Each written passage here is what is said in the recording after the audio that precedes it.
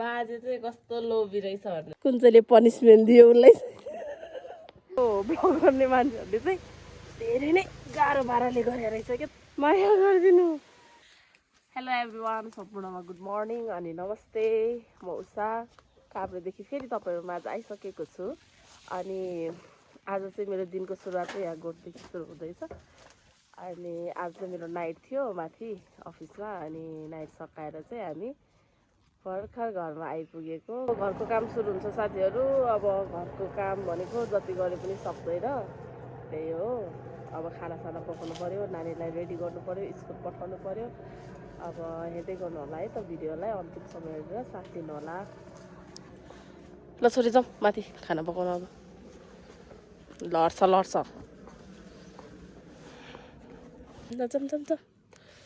काम त कति हो कति यता पनि छ फेरि यो गर्नुपर्ने छ कहिले गरेर भ्याउने हो हेर म अब बिस्तारै गर्नुपर्छ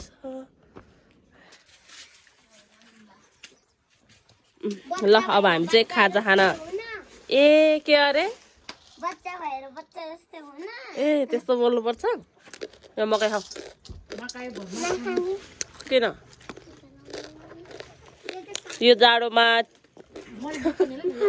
मकै खाँदा त साह्रो न्यानो हुन्छ हौ ज्यान पनि तपाईँहरूको कसलाई मनपर्छ मकै कमेन्ट गर्नु होला मेरो माइली सासू हुनुहुन्छ यता के मकै अरे यो घिउ मकै साइसी गर्दै हुनुहुन्छ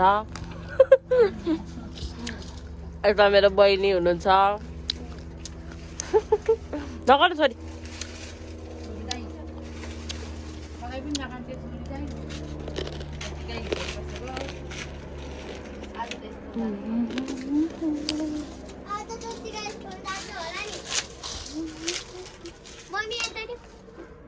आइरहेको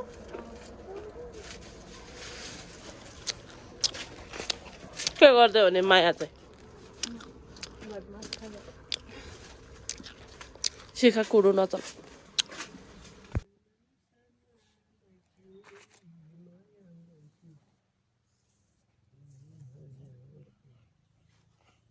मोमो बस्ने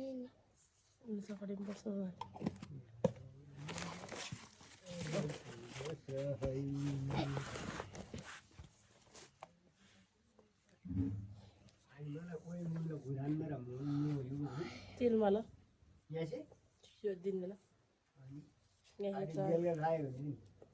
बेलुका बाहिर चिसो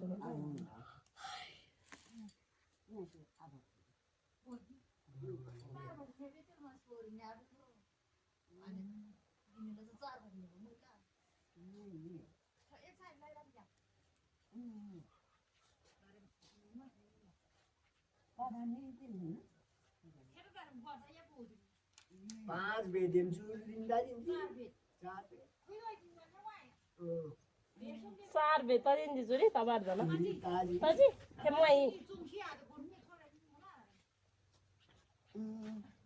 छोरे तेरो बाजेको यो चाहिँ निन्छ कहिले त्यो आमाले पो खान्छ बच्चाले यो दाँत खतम बिग्रिहाल्छ नि त्यसरी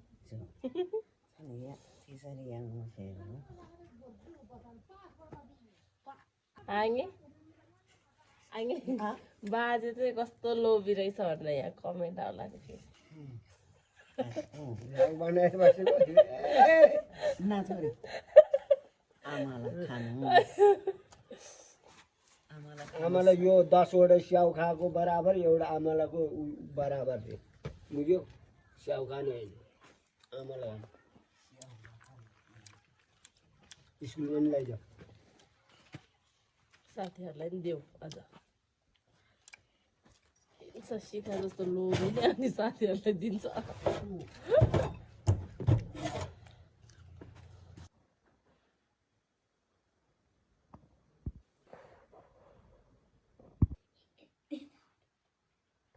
ल तिमी खाँदै गर अब मम्मी घाँस लिएर आउँछु ल अनि ड्रेस लाउँदै गर अनि अहिले पुऱ्याइदिऊ ल खै त यो मान्छेलाई चाहिँ भारी गयो यो मान्छेलाई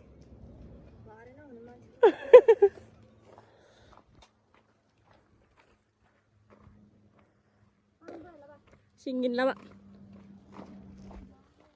कतिवटा दुईजना तिनजना पुग्यो अझै दुईजना बाँकी छ तिनीहरू दुईजनाको चाहिँ टोली छुट्टै जस्तो छ सायद अब जाउँ म पनि मेरो पनि त्यहाँ पारि दाउरा लिन जानुपर्ने छ फेरि अब दाउरा सकिन लाग्यो नि त बर्खालाई हुँदैन भनेर फेरि म दाउरा लिन जाँदैछु ल मेरो टोलीहरूको भेट भर्खर हुँदैछ यतातिर अब क्यामेरा अगाडि आएपछि सबै भाग्न लाग्यो कोही त दाउराको भित्र पनि लुक्न थाल्यो त्यहाँतिर निस्क्यो त टिक्लाङमा चिप्किए नि जा हो त यो भाले भनेर बसिएको छ कुन चाहिँले पनिसमेन्ट दियो उसलाई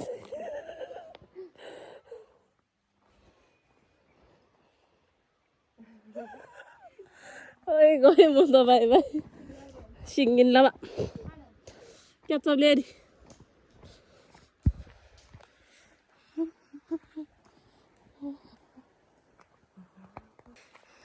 अहिले दाउरा लगेर जानुपर्ने चाहिँ यही ठाउँबाट हो मैले तर कतानिर हो मलाई पनि थाहा छैन बोलाउनै पर्छ यता मम्मी सासु मम्मीलाई सासु मम्मी नै के भन्नु हौ अब त म त अब त्यहाँ हुनुहुन्छ म त अब के भन्छु आङ्गी भन्छु हाम्रो चाहिँ भाषामा आङ्गी नै भन्छ नि त पुग्यो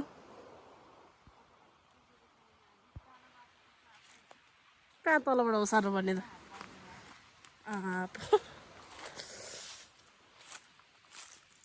यति तयारी भएको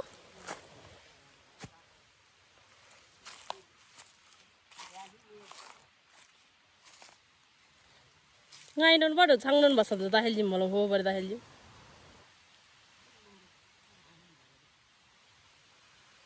hanglai balom dar यस्तो भिरबाट चाहिँ दाउरा ल्याउनु पर्छ अब हामीले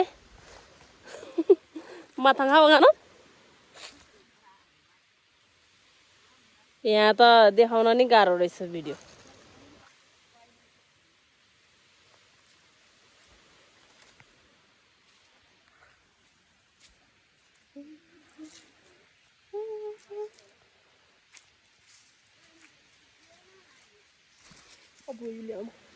पहिला त यस्तो थिएन हैन यहाँ म त कति बाबु जन्मिनुभन्दा अगाडिदेखि नै आएको छैन हौ यता त यो पारी चाहिँ हाम्रो घरभन्दा नि पारीको हो कि यो चाहिँ ओ यो मेकुरी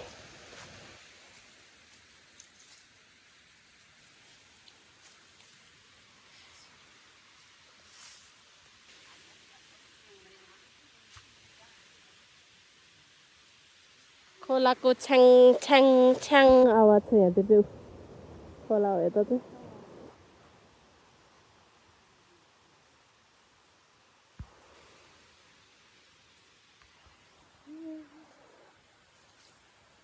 हालिदिनु नत्र म उसार्छु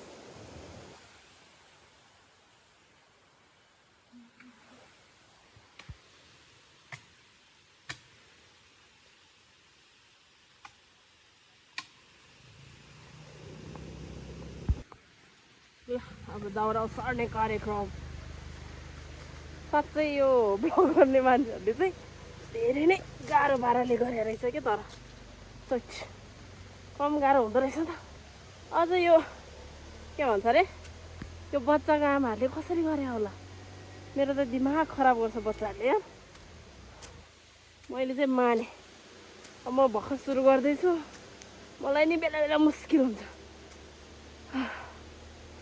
त्यही भएर साथीभाइ हौ तपाईँहरू पनि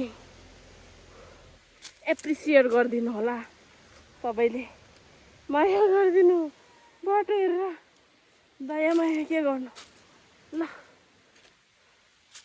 यो ओसार्ने अनि माथि पुर्याएर भारी हाल्ने अनि घर जाने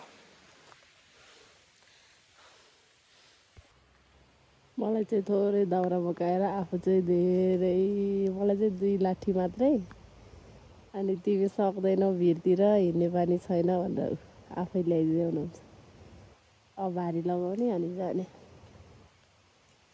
खासमा मैले चाहिँ पहिला यस्तो कामहरू केही जानेको थिएन है, उहाँले हो सिकाएको। घाँस काट्न सिकाउने पनि उहाँ हो, दाउरा बोक्न सिकाउने नि उहाँ हो।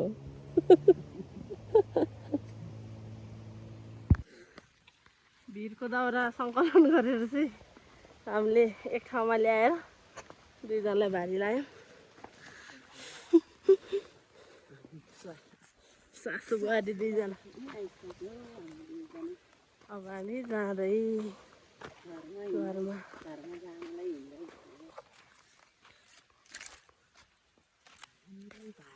एकजनाले डोकोमा एकजनाले नाम्लोमा भारी लाएर।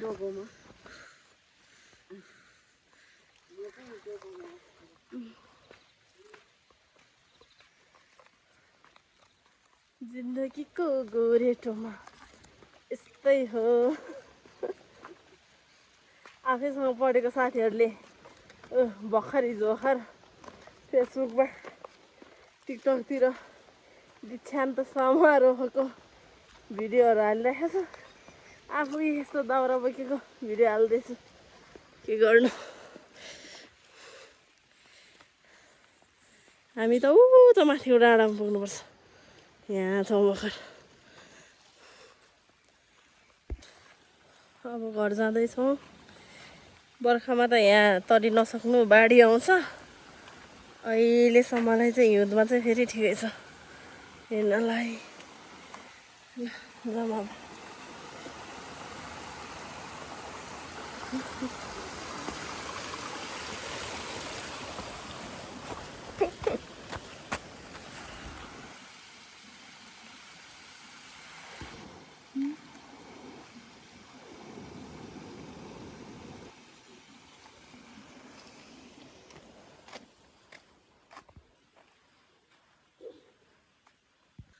दाउरा ल्याएर नि आइपुगिसक्यो। अब हामी चाहिँ घरमा। अब त्यही हो, घरमा आएपछि फेरि बस्नुको धन्दा सुरु हुन्छ। यता हेर्नुहोस् हाम्रो गाई भैँसी निहालिरहेछ यहाँ कति बेला घाँस हाल्छ भनेर। ल अब यिनीहरूको धन्दा गर्ने, त्यसपछि खानासाना पकाएर खाएर सुत्ने, त्यही हो काम साथीहरू।